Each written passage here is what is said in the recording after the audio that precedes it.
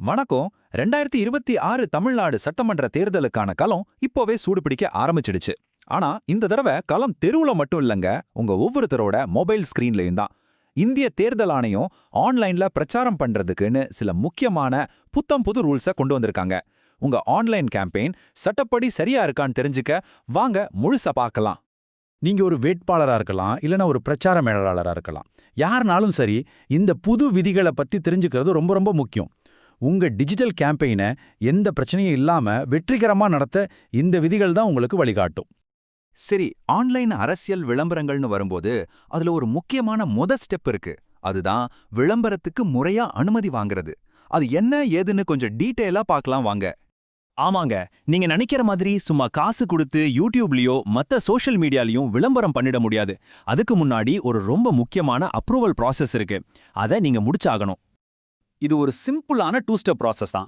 முதல்ல MCMCன்னு சொல்ற media certification மற்றும் மானிட்டரிங் கமிட்டி கிட்ட இருந்து நீங்க பெர்மிஷன் வாங்கணும். அதுக்கப்புறம் அந்த சர்டிஃபிகேட்டையும் உங்க அடையாளத்தையும் கூகுள் மாதிரியான பிளாட்ஃபார்ம் கிட்ட கொடுத்து வெரிஃபை பண்ணணும். இது ரெண்டும் முடிஞ்சாதான் உங்க விளம்பரம் மக்கள் பார்வைக்கே போகும். ஓகே, அடுத்தது ரொம்பவே ஒரு இன்ட்ரெஸ்டிங்கான அதே சமயம் முக்கியமான ஒரு பகுதிக்கு வந்திருக்கும். இந்த எலெக்ஷன்ல முதல் முறையா ஆர்டிஃபிஷியல் இன்டெலிஜென்ஸ், அதாவது AI மூலமா உருவாக்குற கண்டென்ட்டுக்குன்னு சில ஸ்பெஷல் ரூல்ஸ் கொண்டு வந்திருக்காங்க. அப்போ AI கண்டென்ட்னா எலெக்ஷன் கமிஷன் எதை சொல்லுது? சிம்பிளா சொல்லணும்னா, AI டெக்னாலஜி யூஸ் பண்ணி புதுசா உருவாக்குற இல்லனா ஏற்கனவே இருக்கிற ஒரு வீடியோவை மாத்தி அமைக்கிற எந்த ஒரு விஷயமும் இதுக்குள்ள தான் வரும். இதுல டீப் ஃபேக் வீடியோக்களும் அடங்கும்னு ஞாபகம் வச்சுக்கோங்க. 10%, 10%. இது என்ன நம்பர்னு யோசிக்கிறீங்களா? இது AI சம்பந்தப்பட்ட ஒரு ரொம்ப ரொம்ப முக்கியமான ரூலோட மையப்புள்ளி. அதாவது AI மூலமா உருவாக்குன எந்த ஒரு வீடியோலையும் இது AI-ஆல் உருவாக்கப்பட்டதுன்னு ஒரு லேபிள் கண்டிப்பா இருக்கணும். அந்த லேபிள் ஸ்கிரீன்ல கரெக்டா 10% இடத்த கவர் பண்ணியிருக்கணும். அப்பதான் பார்க்குற மக்களுக்கு இது நிஜமான வீடியோவா இல்ல AI உருவாக்குன வீடியோவான்னு தெளிவா புரியும். சரி, இதெல்லாம் ஓகே. ஆனா யாராவது தப்பா ஃபேக்கான AI வீடியோக்களை பரப்பினா என்ன நடக்கும்? அதுக்கு ஏதாவது ரூல்ஸ் இருக்கா? வாங்க அடுத்த முக்கியமான விதியை பார்க்கலாம். 3, வெறும் 3. இந்த நம்பர் தான் போலிச் செய்திகளுக்கு எதிரா தேர்தல் ஆணையம் எவ்வளவு வேகமா அதிரடியா செயல்படுதுங்கிறதுக்கு ஒரு பெரிய உதாரணம். ஆமாங்க, வெறும் 3 மணி நேரம்தான். ஒரு ஃபேக் AI கண்டென்ட் பத்தி கம்ப்ளைண்ட் வந்துச்சுன்னா வெறும் 3 மணி நேரத்துக்குள்ள அந்தந்த பிளாட்ஃபார்ம்ஸ் வந்து நீக்கியே ஆகணும்னு தேர்தல் ஆணையம் உத்தரவு போட்டிருக்கு. AI மூலமா வர்ற தப்பான தகவல்களை தடுக்க அவங்க எவ்வளோ சீரியஸா இருக்காங்கன்னு இதுல இருந்தே நமக்கு தெரியுது. ஓகே, அடுத்ததை நம்ம பார்க்க போறது எலெக்ஷனுக்கு முன்னாடி இருக்கிற அந்த கடைசி 48 மணி நேரம். இத சைலன்ஸ் பீரியட், அதாவது அமைதி காலம்னு சொல்லுவாங்க. இந்த நேரத்துல என்னெல்லாம் செய்யக்கூடாதுங்கிறது ரொம்பவே முக்கியம். ஒரு உதாரணத்துக்கு சொல்றேன். எலெக்ஷன் ஏப்ரல் 23ஆம் தேதினா அதுக்கு 2 நாள் முன்னாடி, அதாவது ஏப்ரல் 21ஆம் தேதி சாயங்காலம் 6 மணியோட எல்லா ஆன்லைன் பிரச்சாரத்தையும் நிறுத்திடணும். அதுதான் டெட்லைன். அதுக்கப்புறம் ஆரம்பிக்கிறது தான் அந்த 48 மணி நேர சைலன்ஸ் பீரியட்.